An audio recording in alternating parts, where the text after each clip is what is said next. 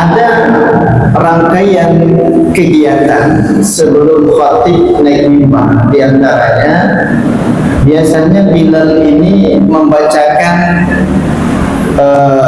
salah satu hadis yang menunjukkan kepada jemaah untuk tidak berbicara dalam rangkaian pelaksanaan khutbah Jumat. Ini banyak, masing-masing tertentu membacakan hadis itu. Dari sahabat awal imam yakhutub faqad al seperti itu. Nah, bagaimana pandangan-pandangan di kalangan para ulama terkait daripada kandungan hukum di dalam hadis itu? Apakah hanya diam saja atau mungkin ada perbuatan yang lain juga termasuk bagian daripada larangan itu sendiri? Maka ketika kita menelaah daripada satu hadis Bapak Ibu, ada yang dinamakan dengan sandaran, yang kedua adalah mata, dan yang ketiga rawi. Maka tiga unsur ini tidak boleh terlepas di dalam kaji masalah hadis. Sanadnya itu apakah bersumber langsung kepada Rasulullah atau mungkin ada yang terputus yang menyebabkan derajat hadis itu menjadi dhaif, bahkan ya termasuk ke dalam kategori mawdu'. Ini yang dinamakan dengan sanad, menentukan kualitas daripada hadis itu, apakah termasuk kategori hadis sahih, apakah hadis hasan, marfu' dan lain sebagainya.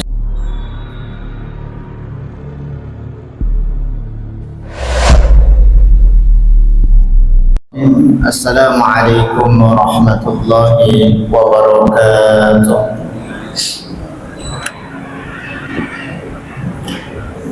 Alhamdulillah wa syukurulillah wa salatu wassalamu ala rasulillah alladhi la nabiyya ba'dahu la hawla wa la quwwata illa billah.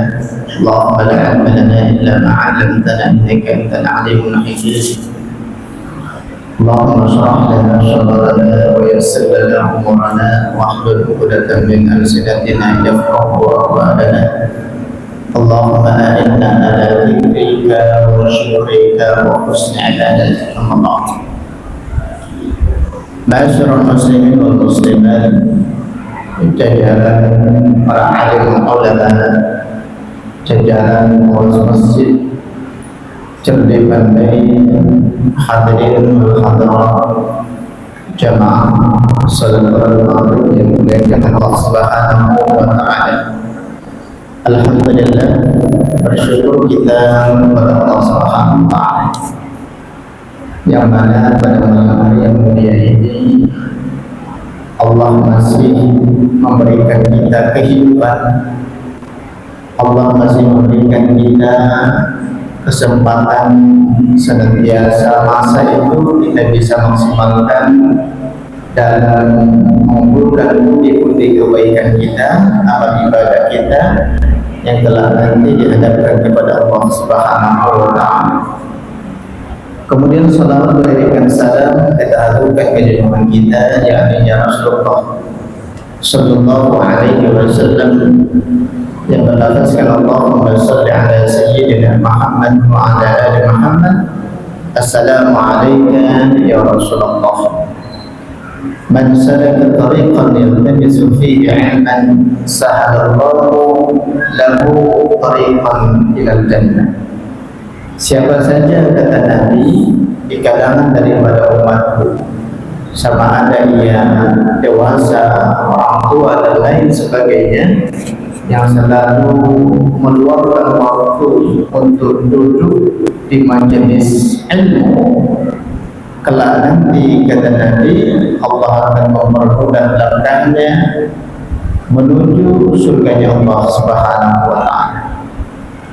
Bapak Ibu yang muliakan Allah Subhanahu wa taala, sebagaimana biasa pada malam hari ini kajian kita adalah kajian hadis, merujuk kepada salah satu kitab yang dikarang oleh ulama mazhab, yakni adalah Imam Malik bin Anas radhiyallahu anhu, bernama kitab Muwatta. Kitab Muwatta ini kitab hadis yang dikarang oleh Imam mazhab. Tapi kita menguraikan di dalam daripada hadis itu beberapa pandangan di kalangan para ulama, tidak terfokus kepada pandangan Imam Malik bin Anas saja, tapi ada ulama-ulama mazhab yang lain. Bapak Ibu jamaah salafat maghrib yang muliakan Allah Subhanahu wa taala, pada pertemuan yang lalu kita sudah membahas tentang Kitabul Jum'ah, rangkaian-rangkaian hukum ataupun ibadah yang berkaitan daripada hari Jumat. Rangkaian ibadah diantaranya adalah, sebelumnya kita sudah menguraikan beberapa qaul ataupun pandangan di kalangan para ulama terkait daripada membersihkan diri pada hari Jumat sebelum berangkat menunaikan daripada ibadah Jumat. Pada hakikatnya bahkan ada ulama yang memisalkan bahwasanya mandi pada hari Jumat itu mislah janabah, karena janabah itu mandi wajib, berarti derajatnya menghampiri daripada ataupun sama hukumnya dengan mandi junub. Inilah salah satu pandangan ulama yang melatar belakangi bahwasanya mandi Jumat itu hukumnya wajib. Tapi jumhur ulama mengkategorikan ataupun menyimpulkan bahwasanya hukum mandi itu adalah sunnah muakkad. Makna daripada hadis itu yaumul Jum'ah. Ini mereview sedikit. Yaumul Jum'ah itu adalah hari di mana matahari sudah terbit. Berarti kalau kita mandi sebelum Jumat itu belum dikategorikan mandi Jumatnya, harus mandi lagi sebelum melaksanakan ibadah salat Jumat.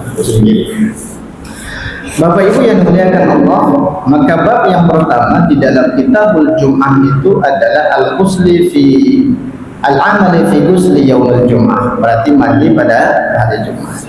Maka kita memasuki bab yang kedua. Bab yang kedua ini menjelaskan maja'a fil insati yaumal jum'ati wal imamu yakhtub.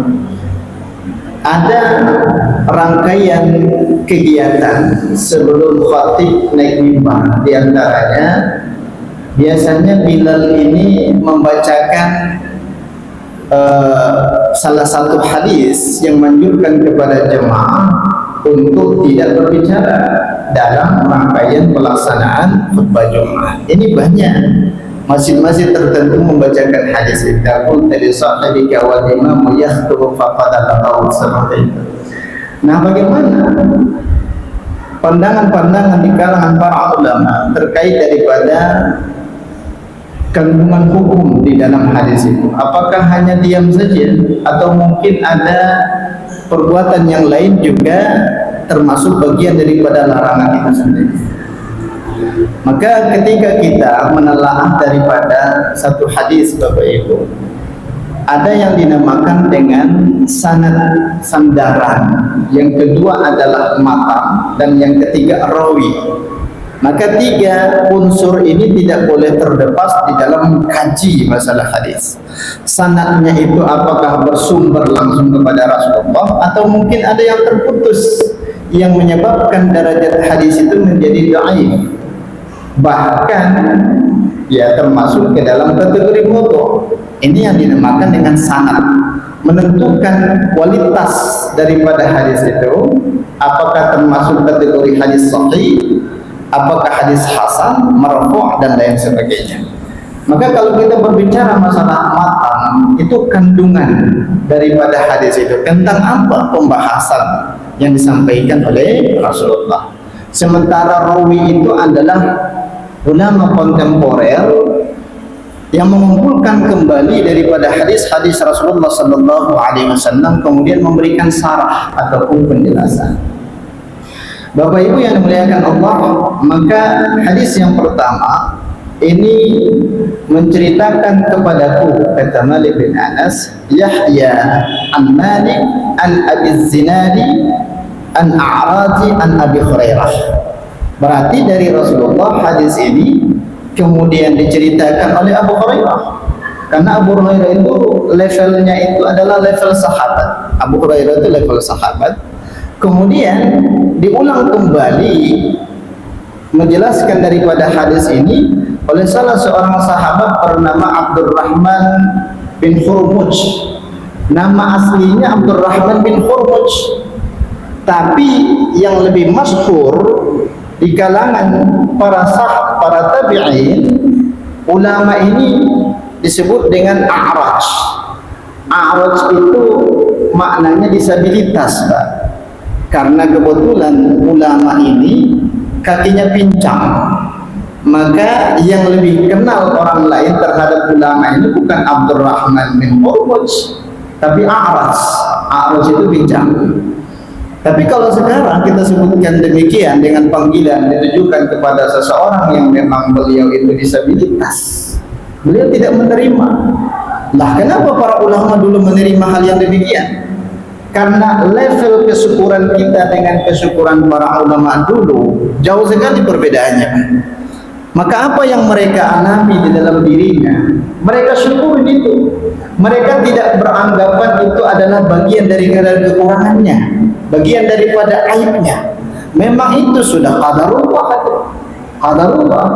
Tapi terkadang kalau kita mungkin agak sedikit pincang karena kan bangkit asam uratnya, dipanggil dengan seorang pincang, mungkin kita marah, tidak menerima panggilan itu. Kenapa? Karena level kesyukuran kita itu masih standar rata-rata seperti itu. Tapi kalau ulama dulu sebelumnya ada namanya as-samman, karena dia profesinya jual keju, jual samnah ataupun jual minyak, sehingga sahabat yang lain memanggil dia samman, dia suka. Sahabat tabi'in ini juga seperti itu, namanya A'raj, dikarenakan dia memiliki kekurangan, tapi dia menerima dengan lapang dada ketika ada orang lain menyebutkan dia pincang. Ya, siapa ulama itu? Ulama yang pincang itu, ya seperti itu. Tapi dia menerima itu. Beda halnya dengan level kita sekarang, Pak. Sedikit kekurangan ketika disebutkan orang lain, ya bisa berantem itu. Kenapa? Karena rasa kesyukuran kita kepada Allah itu ya masih standar yang paling level paling bawah. Ya, Bapak Ibu yang muliakan Allah Subhanahu wa taala, berarti Abu Hurairah itu jajaran sahabat. Maka Abdurrahman bin Hurmuz atau Al-A'raj itu jajaran tabi'in. Setelah habis masa daripada sahabat, itu masa tabi'in. Ini masa gemilang daripada umat Islam. Karena disampaikan oleh Rasulullah, khairu quruni qarni thumma alladhi yalunahum thumma alladhi yalunahum. Sebaik-baik masa, kata Nabi, adalah masa daripada beliau. Setelah berlalu masa kenabian, dilanjutkan dengan masa sahabat daripada Rasulullah. Habis sudah masa sahabat, berlalu kurang lebih 10, 50 sampai 100 tahun, muncul masa yang ketiga, namanya masa tabi'in. Tapi kalau kita lihat masa tabi'in ini cuma satu yang muncul, ulama mazhab ketika itu. Siapa ulama mazhab yang termasuk kategori tabi'in? Imam Abu Hanifah. Itu tabi'in itu, karena ulama mazhab yang paling tua, Pak. Imam As-Syafi'i dengan Imam Abu Hanifah ini tidak bertemu. Meninggal Imam Abu Hanifah, di tahun yang sama terlahirlah Imam As-Syafi'i. Maka dari Al-A'raj diceritakan lagi oleh Abu Zunadi, ini juga kalangan tabi'in. Barulah hadis ini kembali diceritakan ulang oleh siapa? Oleh Imam Malik bin Anas. Berarti Malik bin Anas itu kategorinya bukan sahabat, kategorinya bukan tabi'in, tapi levelnya itu adalah tabi'in, mengikut daripada pengikut sahabat daripada sahabat Rasulullah. Berarti Malik bin Anas kategorinya derajatnya itu adalah tabi'in, sama dengan Imam As-Syafi'i. Ya seperti itu. Berarti kalau kita lihat dari segi sana, hadis ini sahih dari Nabi, Abu Hurairah, Al-A'raj atau Abdurrahman Al-Hurmuz, kemudian Abu Az-Zunadi, dan juga diceritakan oleh Imam Malik bin Anas. Ini namanya sanad. Berarti derajat hadis ini adalah sahih. Bapak Ibu yang dimuliakan Allah Subhanahu wa taala, anna Rasulullah sallallahu alaihi wasallam qala. Berarti dimasuk ke dalam tahapan yang kedua, yaitu matan. Apa permasalahan di dalam hadis ini? Kenapa Nabi menyampaikan demikian? Maka dinamakan dengan asbab al-wurud. yang menyebabkan ataupun yang melatar belakangi Rasulullah menyebutkan hal yang demikian, sehingga kita bisa menjadikan itu sebagai pedoman dalam kehidupan kita. Bapak Ibu yang dimuliakan Allah Subhanahu wa taala, karena babnya permasalahan ini adalah masalah berbicara dalam prosesi pelaksanaan khutbah Jumat, ya otomatis dikumpulkan betul oleh Imam Malik. Ini khusus hadis tentang ya tidak boleh berbicara pada hari Jumat. Ini hadis tentang membersihkan diri sebelum pelaksanaan Jumatnya. Ada bab-babnya seperti itu untuk memudahkan kita memahami kandungan hukum yang ada di dalam hadis itu. Maka apa kata Nabi? Terkadang kita hanya sekilas saja mendengarkan itu diulang-ulang oleh muadzin itu, tapi kita tidak memahami apa sebenarnya maknanya, tujuannya apa. Ya, Bapak Ibu yang memuliakan Allah Subhanahu wa taala, maka apa kata Nabi di dalam hadis ini? Idza qulta li sahibika anshid. Idza qulta, apabila engkau berbicara li sahibika kepada saudaramu. Sahib maknanya adalah orang yang satu akidah dengan kita dan duduk di samping kita. Ya, duduk di samping kita namanya sahib, walaupun baru kenal di situ ya, tapi kalau sudah lama kenal namanya sodik. Sodik itu orang yang selalu memberikan justifikasi kebenaran kepada kita. Ini namanya sodik itu. Sahabat itu biasa kenal-kenal begitu saja. Maka apa kata Nabi? Ketika engkau berbicara, bercerita ataupun menyampaikan satu kata saja kepada saudaramu, ansyid. Ansyid itu kan fi'il amr, maknanya diam, berarti mengeluarkan kata, bukan dengan isyarat. Kalau kita buat seperti ini, apakah termasuk bagian daripada perkataan? Tidak termasuk. Bapak Ibu yang dimuliakan Allah Subhanahu wa taala, ansyid itu tujuan daripada kita kepada saudara kita itu kan amar ma'ruf itu, untuk menyuruh dia agar diam. Tapi ternyata salah juga, tidak boleh. Terkadang kita berniat amar ma'ruf tapi tidak sesuai dengan tuntunan syariat, menyalahi, Pak. Terkadang kita ini amar ma'ruf nahi munkar tapi caranya salah. Nah, ini yang perlu kita pahami. Ada pemahaman-pemahaman yang radikal. Dia mengatasnamakan amar ma'ruf nahi munkar tapi tidak sesuai dengan kaidah. Menyalahi daripada adab, menyalahi daripada etika yang disampaikan oleh Rasulullah sallallahu alaihi wasallam. Berarti pokok permasalahannya adalah berbicara. Qulta, engkau menyampaikan kata-kata kepada saudaramu untuk menyuruh dia diam. Berarti qulta maknanya adalah dengan berkata. Maka dari sini hukum yang pertama disampaikan oleh jajaran para ulama, ketika seseorang terganggu dengan perilaku orang tertentu di sekitarnya dalam prosesi pelaksanaan khutbah Jumat ini, dalam proses khutbah Jumat, apa yang harus kita lakukan? Nak disuruh dia diam salah, nak berdiri kita marahi dia juga salah. Maka apa anjuran para ulama? Ya, bil isyarati faqat. Berikan isyarat kepada orang ini agar tidak melanjutkan daripada perkataannya. Bagaimana isyaratnya? Ya kalau kita biasa di Indonesia, ya jari telunjuk ditujukan kepada mulut kita. Ini kan bagian daripada isyarat. Apakah termasuk bagian daripada kesia-siaan daripada perbuatan itu? Tidak. Karena pokok utama awal dalam hadis ini adalah qulta, engkau menyampaikan kata-kata kepada saudaramu, ansit, diamlah. Ya seperti itu. Kenapa tidak boleh kita menyuruh diam? Dikarenakan apa? Wal imamu yakhtub. Ketika itu imam sedang membacakan khutbahnya. Yakhtub itu adalah fi'il mudhari, sedang proses daripada pembacaan khutbah.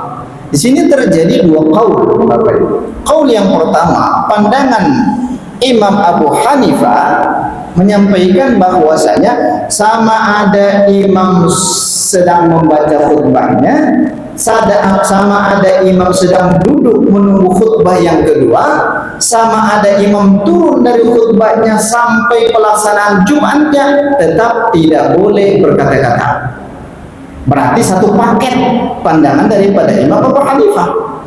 Berbeda hanya pandangan jumhur ulama, di antaranya adalah Imam Malik, Imam As-Syafi'i, Imam Ahmad. Apa kata mereka? Yang tidak boleh berbicara itu ketika prosesi khutbahnya sedang berjalan. Tapi ketika khutbahnya itu sudah selesai, khutbah pertama, ketika kita menyuruh kepada seseorang diam, apakah termasuk daripada sia-sia? Tidak. Karena tidak dalam pelaksanaan khutbah Jumat. Ini yang menguatkan pandangan jumhur ulama. Di hadis yang berbeda, di zaman Rasulullah sallallahu alaihi wasallam, di masa Nabi, beliau membacakan khutbah. Di dalam khutbahnya itu kan salah satu rukun khutbah itu adalah membacakan ayat. Nah, kalau khutib kita tidak ada ayat yang ia baca, ya otomatis khutbahnya tidak sesuai dengan rukun, tidak sempurna, menyalahi daripada rukun khutbah. Maka khutbah Jumat ini Bapak Ibu sakralnya betul ini, tidak seperti ceramah ini, ya. Sakral, ada rangkaian-rangkaian yang harus terpenuhi, ada ketentuan-ketentuan yang harus terpenuhi. Tidak hanya menyampaikan tujuannya saja, tapi ada rangkaian rukun di dalam penyampaian khutbah itu sendiri. Suatu ketika Nabi berkhutbah, beliau membacakan ayat di dalam khutbahnya. Kalau Allah Ta'ala fil Quranil Karim disampaikan oleh Nabi, maka salah seorang sahabat bernama Abu Darda, dia belum tahu ayat ini kapan diturunkan, sehingga dia bertanya kepada sahabatnya bernama Ubay bin Ka'ab. Ketika Nabi menyampaikan contohnya ayat tentang puasa, ya ayyuhalladzina amanu kutiba alaikumussyam, maka Abu Darda itu berbisik kepada sahabatnya Ubay bin Ka'ab, wahai Ubay, ayat ini baru saya dengar ini, kapan kira-kira diturunkan ini ayat? Kata sahabat ini kepada Ubay. Maka Ubay itu dicuekin oleh dia sahabat ini, Abu Darda. Abu Darda ini ulama juga, ahli ibadah dia, orang yang berilmu.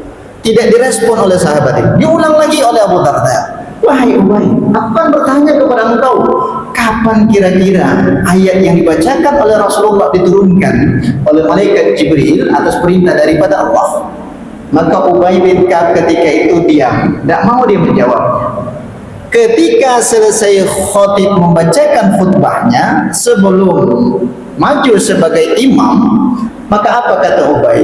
Engkau telah sia-sia daripada sholat Jumatmu. Maka bingung Abu Darda, kok sia-sia juga?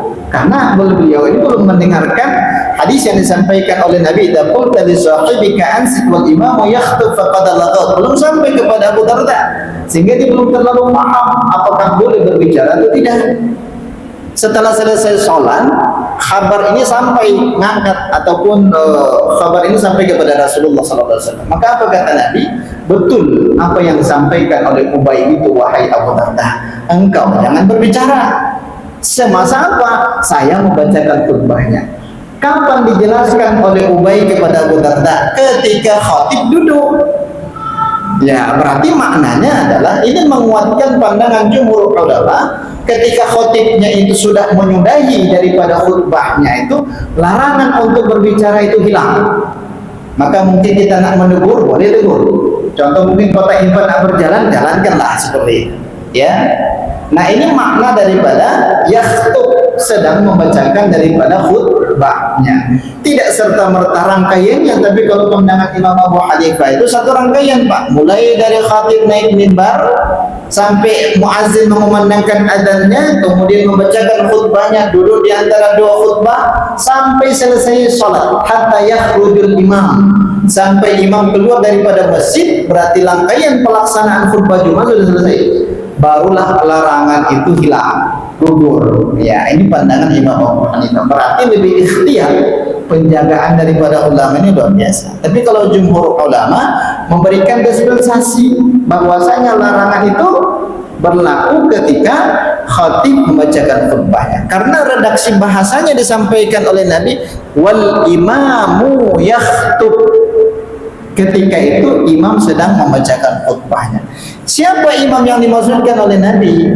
Ini adalah suatu isyarat bahwasanya imam dengan khutbah itu satu rangkap. Ya, satu rangkap itu. Tapi kalau masjid itu sudah ada imam tetapnya, ya boleh saja ditujukan siapa kira-kira imam tetapnya. Tapi biasanya masjid itu siapa yang khatib biasa sekaligus imam. Karena mungkin masjid itu belum ada imam tetap. Apakah boleh ada imam tertentu selain daripada khatib? Boleh. Terus ketika imam itu sekaligus menjadi khatib, mana yang lebih baik? Lebih baik satu rangkap. Wal imamu yakhtub, dan imam itu sedang membacakan khutbah. Nabi tidak menyampaikan wal khatibu yakhtub. Khatib ini membacakan khutbahnya, tapi Nabi menyampaikan wal imamu yakhtub. Karena satu rangkaian itu turun dari mimbar kemudian sekaligus mengimami daripada prosesi pelaksanaan khutbah Jumat. Tapi yang perlu kita garis bawahi, ketika masjid itu sudah ada imam tetapnya, bagaimana hukumnya mereka ditentukan sebagai imam? Hukumnya mubah, boleh, ya boleh-boleh saja, ya seperti itu. Bukan mengurangi daripada kesempurnaan daripada rangkaian pelaksanaan Jumat itu sendiri. Bapak Ibu yang dimuliakan Allah Subhanahu wa taala, yaumal jum'ah wal imamu yakhutubu yaumal jum'ah. Imam itu sedang membacakan khutbahnya pada hari Jumat. Berarti ini pengecualian dalam pelaksanaan sholat yang ada khutbahnya di luar daripada hari Jumat. Berarti tidak berlaku larangan itu. Seperti apa? Seperti sholat Idul Adha. Setelah selesai sholat, bahkan jamaahnya banyak yang balik duluan. Idul Fitri juga seperti itu. Kebanyakan yang balik duluan itu kaum ibu. Ya, tapi bukan di Masjid Uswah. Masjid Uswah kaum ibu itu tetap dia, ya, masih di luar sana. Baru selesai sholat, rangkaian pelaksanaan khutbahnya itu kan setelah sholat, jamaahnya sudah banyak yang pulang. Berarti kesempurnaan pelaksanaan Idul Fitri itu dia tidak dapat. Maka ketika khatib membacakan khutbahnya ada urgensi kita berbicara, apakah dilarang atau tidak? Tidak termasuk larangan itu. Yang menyebabkan kita tidak memperoleh keistimewaan khutbah Idul Fitri itu tidak ada. Berarti karena penentuan dalam hadis ini disampaikan oleh Nabi, wal imamu yakhutubu yaumal jum'ah. Berarti berlaku larangan itu pada pelaksanaan khutbah di hari Jumat saja. Berarti sholat Jumat yang dimaksudkan oleh Rasulullah. Maka konsekuensinya apa yang dibebankan kepada mereka yang berbicara tadi? Faqatan laghaw. Nah, makna laghaw itu ada 3 di kalangan para ulama yang memberikan makna. Yang pertama adalah laghaw itu sia-sia. Sia-sia sudah pelaksanaan rangkaian sholat Jumatnya. Kemudian yang kedua, yang mana beliau itu tidak mendapatkan kesempurnaan, dan yang ketiga dia mendapatkan pahala. Bukan berarti sama sekali tidak berpahala. Terkadang kan kita menyampaikan tidak ada pahala orang yang berbicara ketika pelaksanaan khutbah Jumat sampai sholat Jumatnya juga tidak memperoleh pahala itu, dan seperti itu.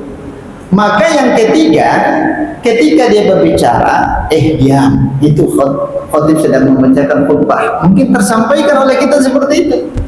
Maka pandangan ulama yang ketiga, dia hanya mendapatkan pahala seperti orang yang sholat zuhur. Berarti sholat zuhurnya, pahalanya dia dapat, dimisalkan seperti itu. Terkadang kan kita berpikir, oh tidak ada pahala sama sekali, sehingga orang ini sudah, saya nggak usah sholat Jumat lah kalau gitu. Nah, ini mafhum mukhalafahnya yang perlu kita pahami. Berarti dia tidak mendapatkan keistimewaan yang ada pada rangkaian pelaksanaan Jumatnya.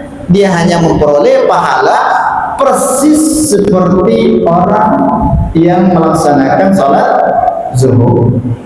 Kalau kita sholat zuhur, Pak, dapat pahala atau tidak? Ya dapat pahala juga. Kita dapat pahala, tapi tidak seistimewa pahala orang yang tidak berbicara tadi. Maka ketentuan awal memang ditekankan betul oleh para ulama. Ada orang yang memang ketika khutbah Jumat makin sibuk bermain dengan handphonenya, terkadang main game dan lain sebagainya, menerima handphone dan lain sebagainya. Terkadang kita kan terganggu juga, ya seperti itu. Bagaimana sikap kita? Dengan isyarat juga boleh. Terkadang kan dengan pandangan orang tua dilihat kita. Berarti itu kan menandakan ketidaksukaan dia. Itu bagian daripada isyarat juga. Ya, bagian daripada isyarat. Tapi walaupun isyaratnya yang diperbolehkan, jangan pula langsung berdiri kemudian mengisyaratkan dengan tangan sehingga orang ini terpukul. Ini bukan isyarat lagi, itu sudah termasuk kategori pukulan. Nah, ini makna yang terkandung di dalam hadis yang disampaikan oleh Nabi, idza qulta li sahibika wal yanshid wal imamu yakhthub faqad laghat. Laghat maknanya adalah hilang sudah kesempurnaan daripada sholat Jumatnya. Dia hanya mendapatkan pahala persis seperti orang yang sholat zuhur. Ya, seperti itu. Bapak Ibu yang dimuliakan Allah Subhanahu wa taala, kemudian kita masuk ke hadis yang kedua. Ini masih panjang waktu kita. Hadis yang kedua berkaitan daripada ansir ini. Yang kedua ini termasuk ke dalam kategori asar. Asar itu qaul sahabah. Qaul sahabah. Apakah boleh kita jadikan itu sebagai landasan ataupun pedoman? Juga boleh. Karena qaul sahabat ini tetap mengutip di dalamnya dari perkataan Rasulullah. Tapi sahabat ini yang menyampaikan, yang sudah berlalu beberapa tahun, maka dulu Nabi melarang demikian. Nah, seperti itu termasuk bagian daripada asar di kalangan para sahabat. Yang kedua diceritakan oleh Abu Suhad an Sa'labah bin Ibnu Malik al-Qurtubi annahu akhbaru annahum kanu fi zaman Umar ibn Khattab. Ini persis seperti hadis yang kita bacakan pada pekan yang lalu. Di zaman daripada Umar ibn Khattab, beliau itu kekhalifahan keduanya setelah berlalu kekhalifahan daripada Abu Bakar As-Siddiq. Di zaman daripada Umar ibn Khattab, yusalluna yaumal jum'ah. Jajaran sahabat diantaranya adalah Al-Qurtubi, kemudian ada sahabat yang lain. Mereka sholat pada hari Jumat, bukan sholat Jumatnya ini. Yusalluna yaumal jum'ah. Mereka sholat sunnah, masuk ke masjid, mereka sholat sunnah. Sholat sunnah apa itu? Ada namanya sholat sunnah tahiyatul masjid, ada namanya sholat sunnah wudu, ada namanya sholat sunnah mutlak. Nah, yang perlu kita pahami Bapak Ibu, waktu pelaksanaan Jumat itu berbeda dengan pelaksanaan sholat zuhur. Kalau pelaksanaan sholat Jumat itu mustawa, mustawa itu sejajar di atas kepala kita, seharusnya sudah boleh mengumandangkan azan Jumat. Maka kaum ibu yang ada posisinya di rumah-rumah mendengarkan azan berkumandang daripada masjid, jangan sholat zuhur dulu. Di zaman Nabi belum boleh sholat zuhur kaum ibu itu ketika azan berkumandang. Kenapa? Karena azan yang dikumandangkan itu adalah menandakan Jumat masuk, bukan sholat zuhur. Nah, perbedaan waktunya adalah kurang lebih 5-7 menit. Contoh, matahari sejajar di atas kepala kita pukul 12.00, azan dikumandangkan. Sementara zuhur biasanya 12:05. Maka kalau azan berkumandang, ya jangan sholat dulu. Belum tentu itu zuhur masuk. Tapi kebiasaan kita di Indonesia menyamakan waktu zuhur dengan waktu Jumat. Sudah masuk waktu zuhur, bukan waktu Jumat ini, masuk waktu zuhur, barulah pengumuman. Menghabiskan waktu berapa? 10 menit mengumumkan ini, mengumumkan itu. Urgensinya nggak ada. Nggak ada rangkaian ibadah Jumat itu dengan pengumuman. Maka pengumuman itu disampaikan sebelum masuk waktu Jumat. Kurang lebih 10 menit lagi, ya sudah umumkan apa yang tadi diumumkan. Ini di situ masuk waktu Jumat, bukan waktu Jumat, di situ masuk waktu zuhur, berbunyi alarm, mungkin ada di situ layar televisi dan lain sebagainya. Baru pengumuman bla bla bla bla bla. Salah satunya adalah evaluasi kurban, evaluasi ini segala macam. Ini tidak masuk rangkaian daripada ibadah Jumat itu, Pak. Maka nak umumkanlah sebelum masuk tadi. Maka sini perlu kita perhatikan. Ada 3 waktu kata Nabi kita dilarang untuk menunaikan ibadah salat. Yang pertama adalah terbitnya matahari sampai seujung tombak. Yang kedua adalah mustawa, matahari sejajar di atas kepala kita. Yang ketiga, ketika matahari ini mendekati daripada tempat terbenamnya sampai hilang matahari itu, maka senjanya baru nampak. Masuklah waktu maghrib. Maka ketika khotib naik kebetulan mustawa di situ, tidak ada anjuran untuk sholat sunnah. Sholat sunnah mutlak itu juga dilarang karena waktunya di situ waktu yang mustawa tadi jam 12.00. Terkadang kita masuk sholat sunnah mutlak, illa pengecualian sholat tertentu. Apa yang dimaksudkan sholat tertentu di situ? Yang pertama adalah tahiyatul masjid. Karena sholat sunnah tahiyatul masjid itu tidak berlaku larangan, Pak. Tidak berlaku larangan yang tiga ini. Menjelang terbitnya matahari, mustawanya matahari, menjelang terbenamnya matahari, sholat sunnah tahiyatul masjid itu tidak berlaku. Larangan itu tidak berlaku. Setiap masuk, karena kata Rasulullah sallallahu alaihi wasallam, "Idza dakhaltumul masjidah fala yajlisanna ahadukum hatta yarka'a rak'atain." Jangan dulu sebelum sholat sunnah 2 rakaat. Berarti fleksibel, ya. Sholat sunnah tahiyatul masjid itu fleksibel. Tapi kalau sholat sunnah mutlak, sholat sunnah hajat, sholat sunnah qabliyah, itu tidak boleh kita tunaikan ketika mustawa. Nah, ini saya khawatirkan. Nah, jajaran sahabat ini yusalluna yaumal jum'ah, mereka menunaikan sholat 2 rakaat salam, 2 rakaat salam, 2 rakaat salam. Sholat apa itu? Sholat sunnah mutlak. Kapan mereka berhenti sholat itu? Tidak melaksanakan daripada sholat itu lagi. Disampaikan di dalam hadis ini, yusalluna yaumal jum'ah hatta yakhruju Umar, sampai Umar keluar dari samping masjid, masuk ke masjid, langsung naik mimbar, Pak. Ya, langsung naik mimbar.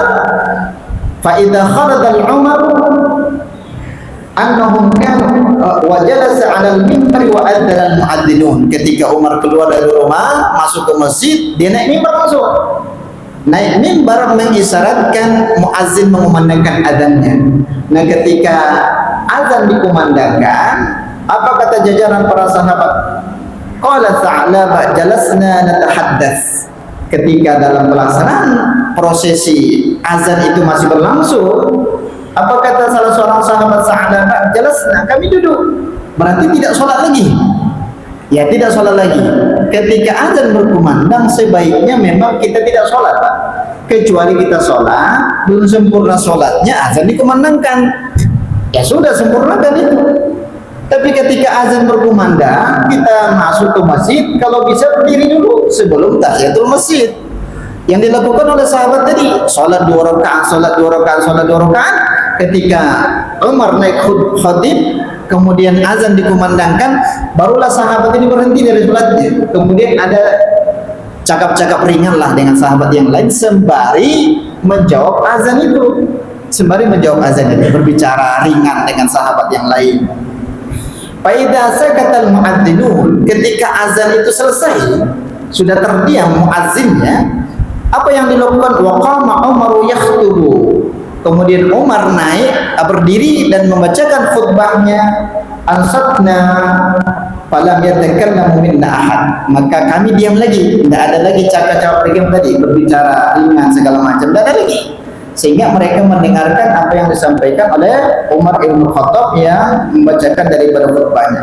Qala Ibnu Syihab. Ibnu Syihab ini jajaran sahabat yang langsung bersumber pembicaraan yang ia kutip itu adalah dari Rasulullah sallallahu alaihi wasallam. Fa khurudul imamu yaqta'us shalah. Ketika imam keluar untuk masuk ke masjid, menandakan tidak ada lagi sholat, tidak ada lagi sholat sunnah. Yaqta'us shalah, tidak ada dalam rangkaian pelaksanaan sholat Jumatnya.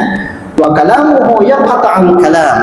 Maksudnya adalah ketika khatib membacakan khutbahnya, maka tidak ada lagi perkataan yang bisa kita sampaikan lagi. Nah, ini kan menguatkan daripada hadis yang pertama yang disampaikan oleh Abu Hurairah radhiyallahu anhu berkaitan daripada berbicara tadi. Nah, sahabat yang lain juga mengalami demikian. Ketika azan masih ada berbicara, tetap kita menjawab daripada azan itu sendiri. Pertanyaannya, apakah boleh kita berbicara ketika azan berkumandang? Boleh. Tinggal lagi makruh bagi kita ketika kita tidak menjawab daripada azan itu sendiri. Kita lagi ada kerja yang lain seperti itu. Allahu Akbar, Allahu Akbar, bukan berarti kita diam menyelesaikan itu. Tetap kita boleh menyelesaikan pekerjaan dan juga cerita segala macam, tapi diselang-selingi dengan jawaban azan ini. Ya, seperti itu. Tapi Bapak Ibu yang dimuliakan Allah Subhanahu wa taala, insyaallah di waktu yang akan datang kita membahas tentang babun fi ma'adraka rakaat yaumul jum'ah. Bab yang menjelaskan tentang seseorang yang masbuk, yang mendapati imam hanya satu rakaat. Apakah dia otomatis mengganti dengan zuhur? Apakah dia menyempurnakan satu rakaat lagi? Apakah tidak ada Jumat baginya padahal khutbahnya tertinggal oleh dia? Dan di sini juga terjadi nanti khilafiyah di kalangan ulama. Ada yang mengatakan khutbah Jumat yang 2 kali ini terhitung 2 rakaat. Ada yang mengatakan tidak, memang itu khutbah, tidak ada kaitannya dengan zuhurnya 2 rakaat, 2 rakaat lagi Jumat. Nah ini nanti kita uraikan bagaimana pandangan di kalangan para ulama ya. Tapi Bapak Ibu yang dimuliakan Allah, ada ya waktu kita berapa ya? Masih lumayan panjang ya, ada 8 menit lagi. Ini biasanya orang tua. Biasanya kan. Assalamualaikum warahmatullahi wabarakatuh. Ustaz, saya mau tanyakan ibarat tema Ustaz mengenai puasa di 10 Muharram, puasa Asyura, dan puasa di 9 Dzulhijjah, puasa Arafah. Itu ada pengampunan dosa 1 tahun sebelumnya, sedangkan di puasa Arafah itu 1 tahun sebelum dan sesudahnya. Untuk 1 tahun sebelumnya mungkin saya bisa paham saja karena sudah dilakukan. Yang saya ingin tanyakan ini yang 1 tahun ke depan karena belum dilakukan. Apakah itu mungkin ada yang bisa dijelaskan tentang sekarang dalam maknanya pengampunan itu mungkin Allah membimbing dia meninggalkan dosa. Apakah seperti itu? Kemudian dosa yang dilakukan itu apakah dosa kecil saja atau termasuk dosa besar? Oke, baik, bisa dipahami Pak. Disampaikan oleh Nabi dalam hadis sahih, "Siyamu yaumul Arafah ahtasibu ayyukaffira dhanbihi sanatayn." Berpuasa pada hari Arafah, maka aku berharap kepada Allah untuk digugurkan dosanya 2 tahun. Sanatayn kata Nabi. Sanatun qablaha, 1 tahun sebelum dan 1 tahun sesudah. Dilanjutkan lagi oleh Nabi, wasyamun yauma Asyura, dan berpuasa pada tanggal 10 Muharram namanya Asyura. Ahtasibu an yukaffira dhanbihi sanatun, 1 tahun Allah gugurkan dosa-dosa kita. Kapan hari Asyura itu? Biasanya kalau kita mengikuti kalender dan juga pemerintah, ya besok. Asyura itu besok, karena kita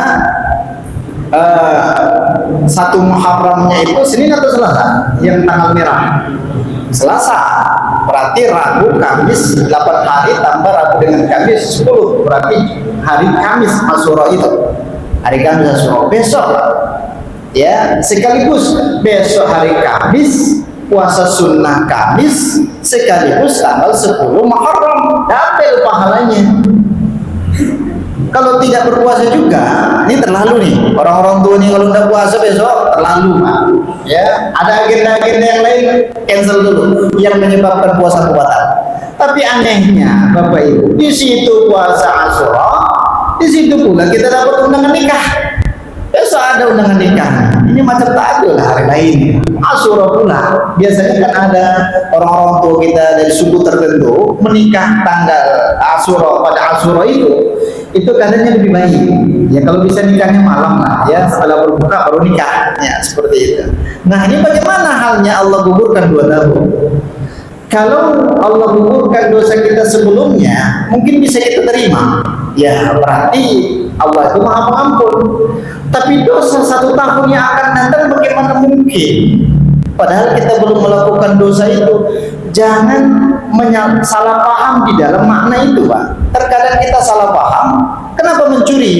Karena kemarin saya sudah puasa Arafah katanya. Nah, Allah sudah gugurkan dosa itu. Nah ini perlu diruqyah ini kalau ada orang seperti itu, Pak. Nah maknanya 1 tahun yang akan datang Yang pertama disampaikan oleh para ulama-ulama mazhab, Allah memberikan perisai di dalam diri kita, ya seperti yang sedikit tadi disinggung oleh orang tua kita tadi. Allah memberikan perisai sehingga kita terhindar untuk melakukan daripada dosa-dosa itu. Ya, perisai.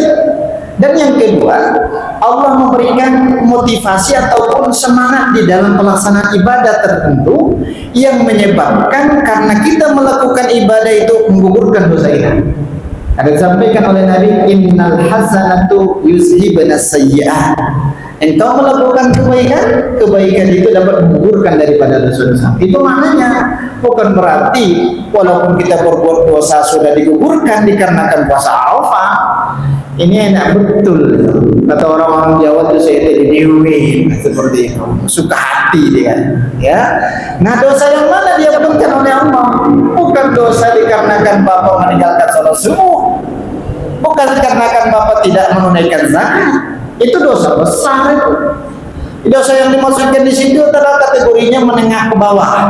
Ya, kalau ke atas dosa besar itu tidak Allah gugurkan karena kita meninggalkan sholat dengan dosa. Tidak digugur dosanya itu karena dosa meninggalkan sholat itu dosa besar, Pak. Bagaimana cara pengampunannya itu? Kita minta ampun kepada Allah, bertaubat kepada Allah, baru bisa jadi Allah gugurkan dosanya, bisa tidak. Ya, seperti itu. Bukan dikarenakan puasa tadi sehingga dosa-dosa kita, ya sudah nanti ke depan pun kita melakukan dosa dan bertemu lagi dengan Arafah tahun yang akan datang, kata dia. Berarti kategorinya menengah ke bawah. Yang digugurkan dikarenakan kita berpuasa tadi. Ya walaupun kecil, kita meremehkan dosa kecil itu menjadi levelnya naik, Pak.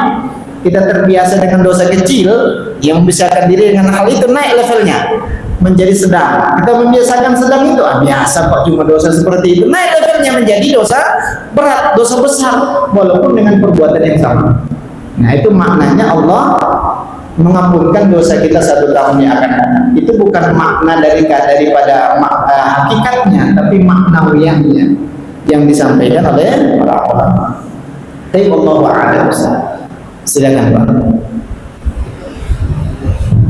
Assalamualaikum Assalamualaikum. Berkaitan dengan pas Jumat, kadang-kadang kita keluar masjid itu sudah lupa apa yang dengan COVID. Dan apakah boleh pada saat itu kita mencatat isi korban itu? Dan bagaimana kalau kita tidur untuk COVID berkaitan berkaitan dengan orang yang berkaitan Rasul dan berkaitan sahabat. Dan orang yang selanjutnya tapi nah itu sampai seberapa tapi dikatakan tapi sampai menuju setelah kasih Assalamualaikum warahmatullahi wabarakatuh. Yang pertama, apakah boleh kita mencatat yang disampaikan daripada khatib? Nah, itu bukan rangkaian majelis taklim, ya. Ini kadang majelis taklimnya kajian dan mencatat, di situ khutbahnya baru dia mencatat. Ya seperti itu. Itu makruh, ya, itu makruh. Yang dianjurkan itu menyimak dan mendengarkan. Paham atau tidak simak saja lah, ya seperti itu. Terkadang ini kok lama betul, 30 menit, kok nggak selesai juga kawan ini, ya, seperti itu. Maka baiknya kan harusnya kalau standar di Indonesia 15 menit lah. Tapi kalau di Arab, di Mesir itu saya pernah ya ikut sholat Jumatnya hampir 1 jam. Khutbahnya itu ya hampir 1 jam karena kita tidak terlalu memahami karena masih mahasiswa baru. Ini kok lama betul, besok enggak sholat di situ lagi, ya. Dan ada juga rangkaian sholat Jumatnya itu sangat singkat. Qala Allah Ta'ala fil Qur'anil Karim wal 'asr sadaqallahul 'azim. Aqulu qouli hadza. Udah selesai. Ya hanya beberapa menit saja. Berarti itu relatif ya, masalah waktu itu relatif. Tapi apakah boleh mencatat tentunya itu dimakruhkan? Kan ini rangkaian ibadah. Ini namanya pelaksanaan ibadah yang sakral. Berbeda hanya dengan majelis ilmu. Ya seperti itu. Kemudian yang kedua, kenapa? Oh tertidur, ya karena begadang mungkin ya. Nah, kalau tertidur, apakah termasuk bagian daripada lalai? Ya seperti itu. Nah, tertidur ini panjang permasalahannya terkait daripada batal atau tidaknya daripada wudunya. Nah, sesuai dengan apa yang dijelaskan oleh para ulama. Yang jelas orang yang tertidur dalam pelaksanaan khutbahnya itu termasuk kategori makruh juga, yang mengurangi daripada kesempurnaan pelaksanaan khutbah Jumatnya. Terkadang tertidur itu karena terlalu lama, Pak. Terlalu lama khutbahnya, ngantuk betul, ya seperti itu. Dan yang terakhir adalah tabi'in. Ulama dengan sahabat itu beda maknanya. Ulama itu adalah ahli ilmu. Jajaran sahabat bisa dikategorikan 100% sahabat itu kategorinya ulama. Maka kalau kita bahasakan ulama bukan ulama sekarang, ya, ulama dulu. Ya, ahli ulama itu adalah sekelompok orang yang ahli ilmu, bukan ahli ibadah tapi ahli ilmu. Nah, kalau kita maknai dari segi bahasa Arab, ulama itu kategorinya sudah bisa ngarang kitab. Al-Quran sudah hafal, ribuan hadis sudah hafal. Sedangkan panggilan ustaz saja, panggilan ustaz itu minimal separuh daripada Al-Quran itu sudah hafal. Ini terkadang 30 hafal dia harus dipanggil ustaz. Ya, ustaz. Karena terbiasa di Indonesia sehingga level daripada makna ustaz itu tidak berharga lagi. Tidak berharga lagi karena semuanya bisa saja kita panggil ustaz. Tapi kalau di Timur Tengah sana kalau udah dipanggil ustaz itu berarti sudah syekh kabir itu. Sudah syekh kabir. Indonesia banyak ikut dia majelis ta'lim, kemudian dia baca buku bahasa Indonesia, setelah itu dipanggil ustaz. Apakah boleh? Ya boleh-boleh saja kalau di Indonesia ya, tapi jangan bawa itu ke Arab. Nanti di Arab didorong orang ke depan untuk isinya majelis ta'lim, bingung kitabnya enggak ada, bukunya enggak ada, seperti itu. Nah, ulama itu orang yang berilmu maknanya. Maka kita sekarang itu belum sampai ke level daripada kategori ulama. Ya, belum sampai ke level daripada ustaz. Hanya sampai ke level pembicara, mutakallim ya, seperti itu. Karena berat, ya, dari segi makna bahasa Arab ya beda dengan makna bahasa Indonesia. Tapi Allah a'lam bishawab, insyaallah di lain waktu kita akan lanjutkan kajian kita bab tentang Jumat ini.